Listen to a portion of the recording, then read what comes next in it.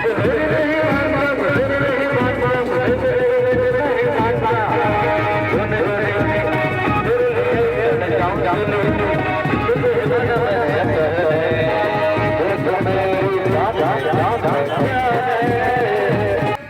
भारत के किसी भी कोने में हो, अगर बैंड पार्टी अपनी गाड़ी के साथ आई है तो ये गाना जरूर बजेगा। इस गाने को तो मिथुन चक्रवर्ती भी भूल गए होंगे, लेकिन ये अब भी बैंड वालों का फेवरेट गाना बना हुआ है।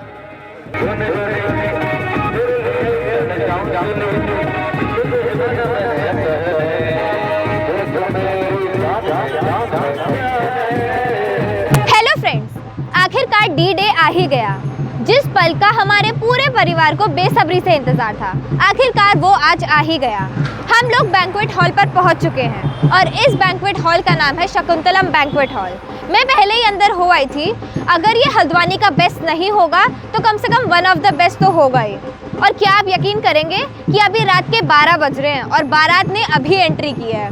आप देख सकते हैं, मैंने कम से कम 1 घंटे तक तो मैंने स्वेटर नहीं पहना था। मैंने सोचा था कि मेरी इतनी प्यारी ड्रेस है, मैं इसे नहीं छुपाऊंगी, सबको दिखाऊंगी और स्टाइल मारूंगी।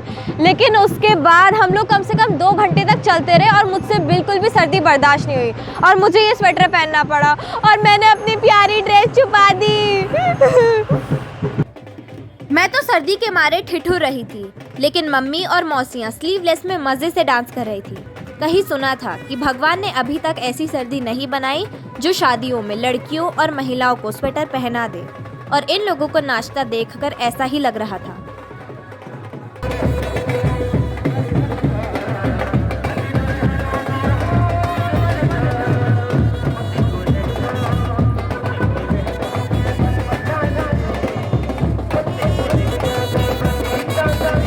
मुझे और मेरे भाई को तो ठंड लग रही थी।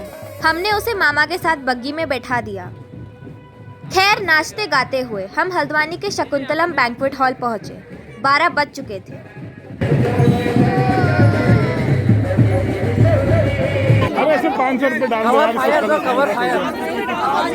और फिर गेट पर वही सब शुरू हुआ जो हर शादी में होता है। अंदर एंट्री देने के लिए दुल्हन की बहनों द्वारा दूल्हे से पैसे मांगना। बड़ी हार्ड बार्गेनिंग हुई।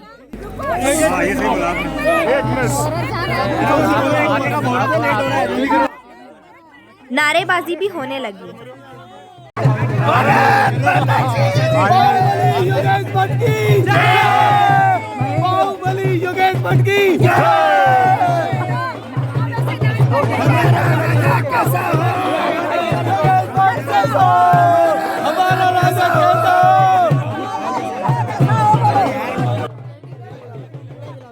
खैर, अंत भला तो सब भला, आखिरकार अंदर एंट्री हुई।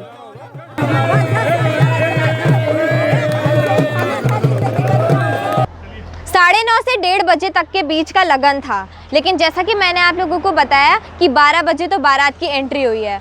अब दूल्हा दुल्हन खाना खाएंगे या फिर शादी के इंतज़ाम देखेंगे और शादी वादी का देखेंगे, ये सब तो मुझे नहीं पता। और 2 घंटे चलते चलते हम लोगों को इतनी भूख लग रही थी कि मुझसे तो बर्दाश्त नहीं हुआ और मैं और मेरे कज़न्स तो टेंट के बीच से घुस के पता नहीं कहाँ से अंदर घुस गए और हम लोगों ने एक राउंड स्नैक्स लिपटा दिया, क्योंकि सच्ची में हम लोगों से भूख बर्दाश्त नहीं होती। अब देखते हैं कि इस रेस ऑफ टाइम में कौन जीतता है।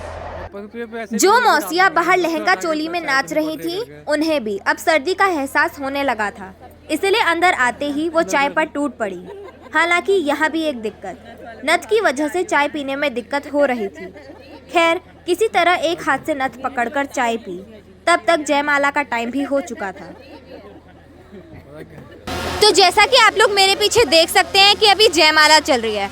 जयमाला चलने से पहले अभी यहाँ पे फोटो सेशन चल रहा था। योगी मामा ने हाथ पकड़ रखा था मामी का और थोड़ी फ़ोटोज़ खींच रहे थे उन्हें ऊपर ले जाने के लिए, और अभी वो उन्हें ऊपर लेकर गए हैं और अभी शुरू ही होने वाली है। मैंने आपको बताया था कि बारात 12 बजे पहुँची थी और उसके बाद करीब अभी 1 बज रहे हैं और अब हो रही है जयमाला। तो देखिए, ऊपर यहाँ पर ड्रोन भी है, ठीक है, यहाँ से ड्रोन से भी शूटिंग की जा रही है पूरे, और फिर कैमरामैन भी सारी फ़ोटोज़ खींच रहे हैं और वीडियोस बनाई जा रही हैं। अब हमें इंतज़ार है, किसी भी समय पर जयमाला शुरू हो जाएगी। मैंने लास्ट टाइम पर तो ये सारी चीज़ें मौसी के यहाँ पर ही देखी थी और अब मामा की शादी में ही देख रही हूँ। पिछली बार तो उनकी भी शादी में मैं सो गई थी, पर अभी बिल्कुल नहीं सोने वाली, सब कुछ देखूँगी। દિયો દિયો બોજુ દિયો દિયો બોજુ કન્યા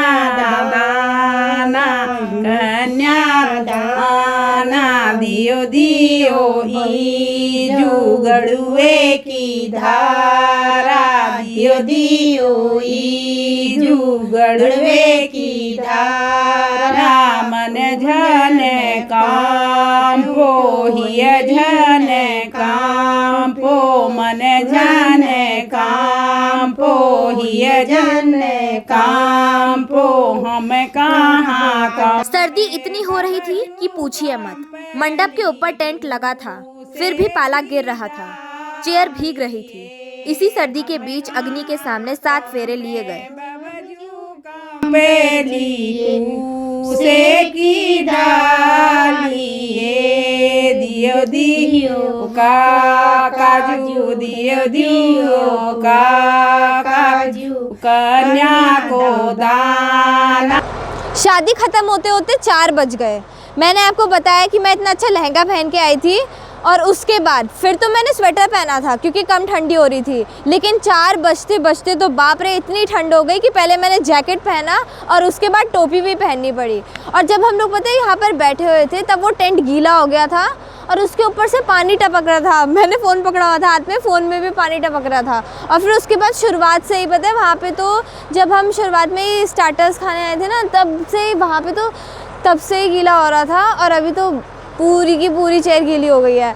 तो आप तभी समझ जाओ कि कितना ठंडा हो रहा होगा। मैं तो ये सोच रही हूँ कि जब हम पिथौरागढ़ जाएंगे तब कितनी ठंडी होगी, अगर हल्द्वानी में इतनी ठंडी हो रही है तो। मैंने तो बिल्कुल उम्मीद नहीं की थी, लेकिन जितना भी ठंडा हो कोई फ़र्क नहीं पड़ता, बस दूल्हा और दुल्हन के रिश्ते में गर्माहट बनी रहे। और इसी शुभकामनाओं के साथ मेरा ये शादी वाला सीरीज़ ख़त्म होता है।